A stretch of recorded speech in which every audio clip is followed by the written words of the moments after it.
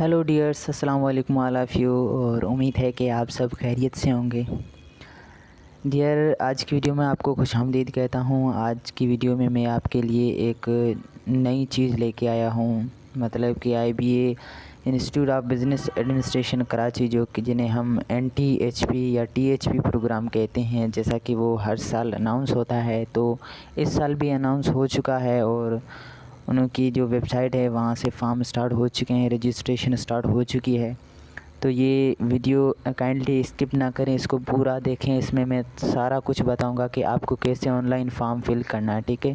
ये बहुत ही एक अच्छी अपॉर्चुनिटी है उन स्टूडेंट्स के लिए जो कि स्कॉलरशिप पे पढ़ना चाहते हैं, ठीक है। तो फॉर्म से पहले कुछ इनकी इंस्ट्रक्शन है, वो हम पढ़ लेते हैं, ठीक है।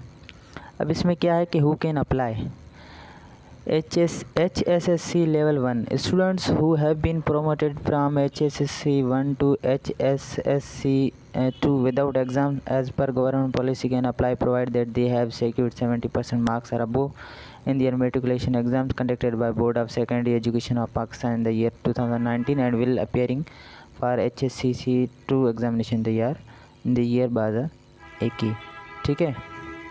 अब इसमें क्या है कि वो स्टूडेंट्स जो अभी प्रोमोटेड हुए हैं, ठीक है, जो कि मैट्रिक में जो प्रोमोटेड होकर फर्स्ट ईयर में थे और जो कि HSC पार्ट 2 यानी कि इंटरमीडिएट में अभी 2021 में एग्ज़ाम्स होंगे उनके, वो भी अप्लाई कर सकते हैं। लेकिन 70% मार्क्स उनके होना लाजमी है, ठीक है। या वो अप्लाई कर सकते हैं जो अभी फ्रेश कैंडिडेट्स जिन्होंने इंटरमीडिएट कर लिया है, वो भी अप्लाई कर सकते हैं, ठीक है। अब अप्लाई करने का दो तरीका है, या तो आप ऑनलाइन अप्लाई करें, ठीक है, जो कि मैं आज मैं आपको बताऊंगा कि कैसे आपने फॉर्म को फिल करना है। और दूसरा मेथड ये है कि आपको हार्ड कॉपी इनकी है, वो फॉर्म डाउनलोड होता है, वहाँ से भी आप इनको डाउनलोड करके बिल्कुल वो फॉर्म फिल करके, मैनुअल एप्लीकेशन फॉर्म है तो वो भी आप फिल करके उन्हें टीचर्स कर सकते हैं, ठीक है।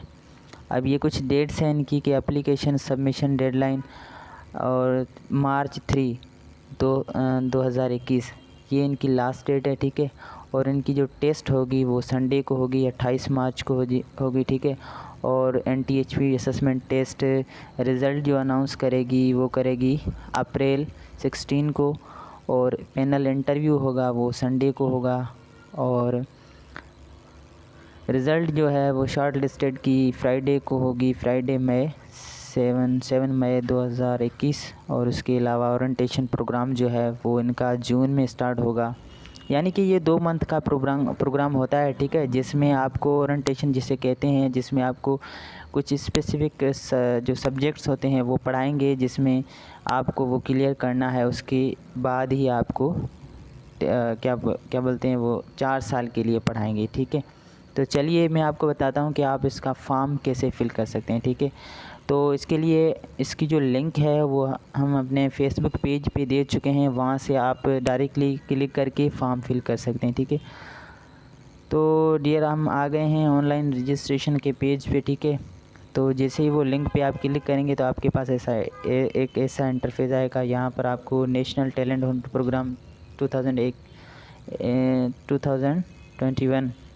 यहाँ पर आप जैसे क्लिक करेंगे तो आपके पास ये ऐसा नेशनल टैलेंट हंट प्रोग्राम 2021 का ये इंटरफेस आएगा। आपको क्या करना है, रजिस्टर करना है, ठीक है। रजिस्टर पर क्लिक करके आप अपना यहाँ पर फर्स्ट नेम देंगे, ठीक है, यहाँ लास्ट नेम देंगे, यहाँ मोबाइल नंबर देंगे और यहाँ ईमेल एड्रेस देंगे।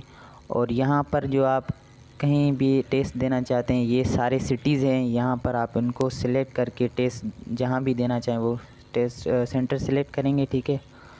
उसके बाद आप इनको सबमिट करेंगे। जैसे ही सबमिट करेंगे तो आपके पास जो आपने मोबाइल नंबर दिया होगा उस पर एक SMS आएगा, ठीक है।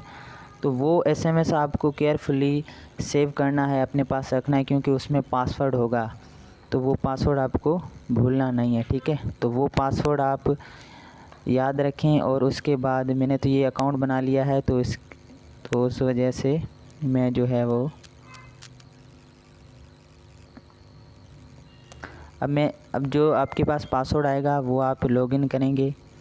लॉगिन में जो आपने ईमेल दी है वो यहाँ पर आप ईमेल देंगे, और जो आपके पास SMS में पासवर्ड आएगा वो पासवर्ड आप लगा के लॉगिन करेंगे।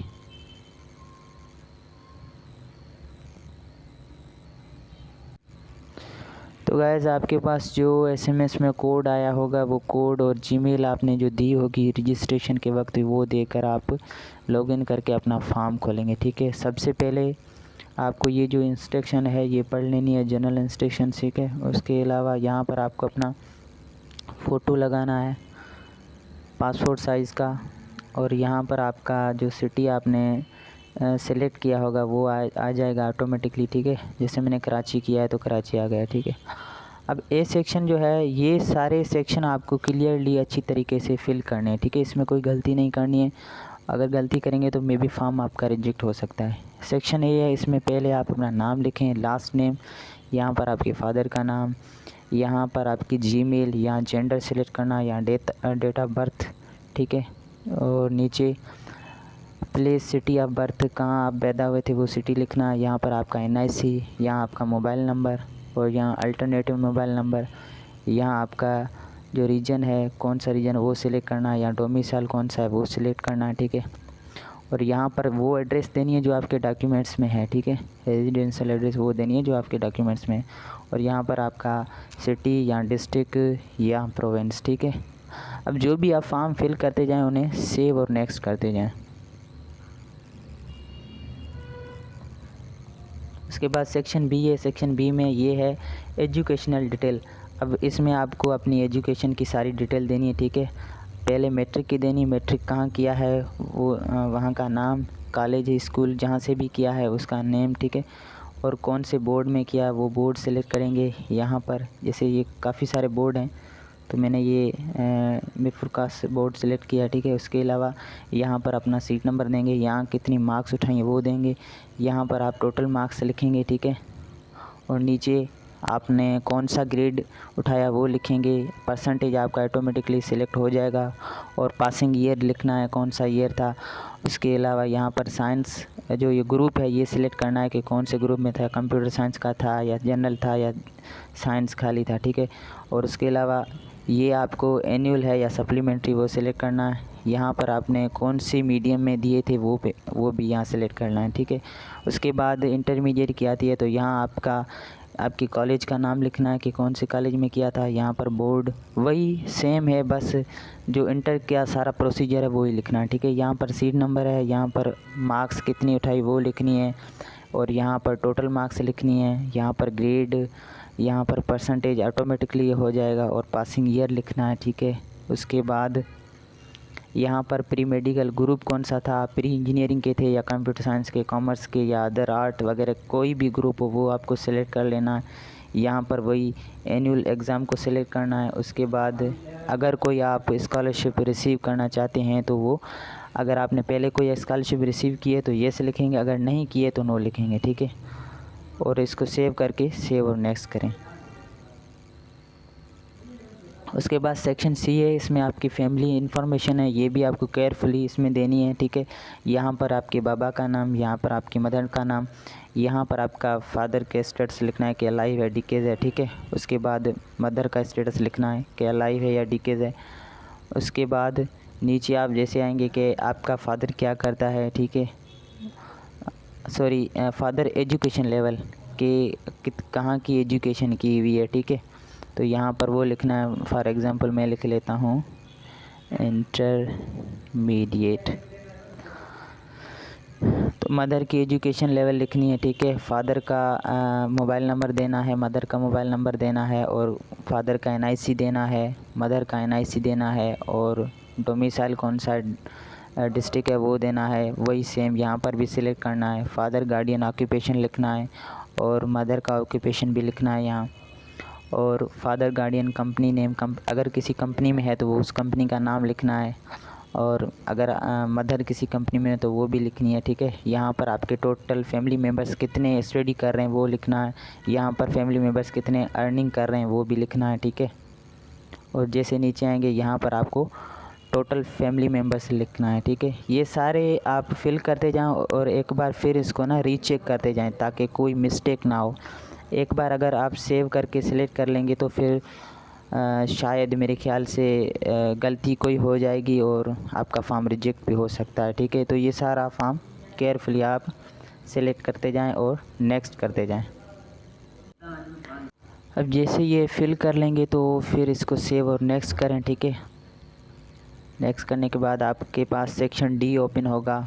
ये है आपके फैमिली का जो इनकम एक्सपेंडिचर है वो सारा लिखना है कि टोटल फैमिली इनकम कितनी है, total house hold expenses per month, यहाँ पर मंथ का लिखना कि कितना मंथली का खर्चा हो रहा है, ठीक है। और जो आप रह रहे हैं, आपकी अकोमोडेशन है वो किसकी, आपकी फैमिली ओन्ड है या किसी और की है, ठीक है। उसके अलावा यहाँ पर आपको अपना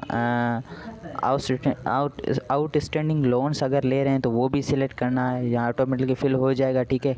उसके बाद यहाँ पर list of the other university name degree programme to which you have to applied are planning to apply, ठीक है। तो यहाँ पर आपको वो यूनिवर्सिटीज़ सिलेक्ट करनी है जिनमें आपकी विश है कि मैं अप्लाई करना चाहता हूँ, ठीक है, और कौन से प्रोग्राम के लिए अप्लाई करना चाहते हैं। तो यहाँ पर आप 2 यूनिवर्सिटीज़ के नाम भी दे सकते हैं, ठीक है।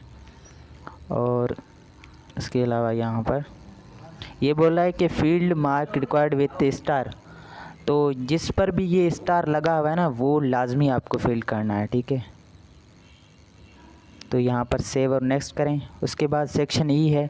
सेक्शन ई में मोर इन्फॉर्मेशन है जो कि आपकी रेफरेंस हैं। रेफरेंस यानी कि आपने जो भी इंटरमीडिएट या किया है या किसी का रेफरेंस देना है, टीचर का या किसी प्रिंसिपल का, तो रेफरेंस देना है। रेफरेंस में पहला रिलेशनशिप कि आप टीचर का देना चाहते हैं या प्रिंसिपल का। तो मैं प्रिंसिपल सेलेक्ट कर लेता हूँ। यहाँ पर आपको अपना प्रिंसिपल का नेम लिखना है, यहाँ टेलीफ़ोन नंबर जो ऑफिस है उसका लिखना है, ठीक है। अगर है तो, नहीं है तो कोई बात नहीं, क्योंकि जिस पर भी स्टार लगे हुए हैं ना वो आपको एनी हाउ फिल करना है। तो यहाँ पर आपको अपने प्रिंसिपल का मोबाइल नंबर देना है, यहाँ जहाँ का भी है उसकी कॉलेज नेम या एड्रेस देनी है उनकी, जहाँ पर ये प्रिंसिपल हैं वहाँ की एड्रेस देनी है, यहाँ पर उनकी ईमेल एड्रेस देनी है, ठीक है। और उसके बाद नीचे दूसरा रेफरेंस देना है, वो भी आप किसी फ्रेंड का दे सकते हैं एक्सक्लूडिंग फैमिली, तो किसी दोस्त का भी दे सकते हैं, किसी टीचर का दे सकते हैं। 2 रेफरेंस देते हैं, ठीक है। रिलेशनशिप आपका उससे क्या है और उसका मोबाइल नंबर देना है, उसकी एड्रेस देनी है और उसकी ईमेल एड्रेस देनी है, ठीक है। इसको आप सेव और नेक्स्ट करें। अब सेक्शन अब ये जो प्रीव्यू है, अब इसमें आपने जो भी इंफॉर्मेशन लिखी है वो एक बार आप फिर से चेक करें कि कोई मिस्टेक तो नहीं हुई है, ठीक है। केयरफुली चेक करके फिर आप आगे बढ़ें। ये देखें जो भी आपने इंफॉर्मेशन लिखी होगी उसका आपके पास एक प्रीव्यू जो है फॉर्म ओपन हो जाएगा, जिसमें आपने जो कुछ भी पीछे लिखा है वो आ जाएगा, ठीक है। उसके बाद जैसे आप नीचे आएंगे तो इसको आप क्या करेंगे, सेव और नेक्स्ट करेंगे, ठीक है। अब ये आपका फाइनल स्टेप है जिसमें क्या है कि आपको अंडरटेक करके सबमिट करना है फॉर्म को। ये सारा कुछ पढ़ के अंडरटेक यहाँ पर एग्री पर करके आपको फॉर्म सबमिट करना है, ठीक है। तो ये हमारी वीडियो यहीं तक ख़त्म होती है। अगर आपको हमारी वीडियो पसंद आई हो तो प्लीज़ हमारे चैनल को सब्सक्राइब करें और हमारा पेज जो है वो भी लाइक करें ताकि आने वाली कोई भी स्कॉलरशिप है आपसे मिस ना हो, ठीक है। थैंक यू, अपना ख्याल रखिएगा और मुझे दुआओं में याद रखिएगा।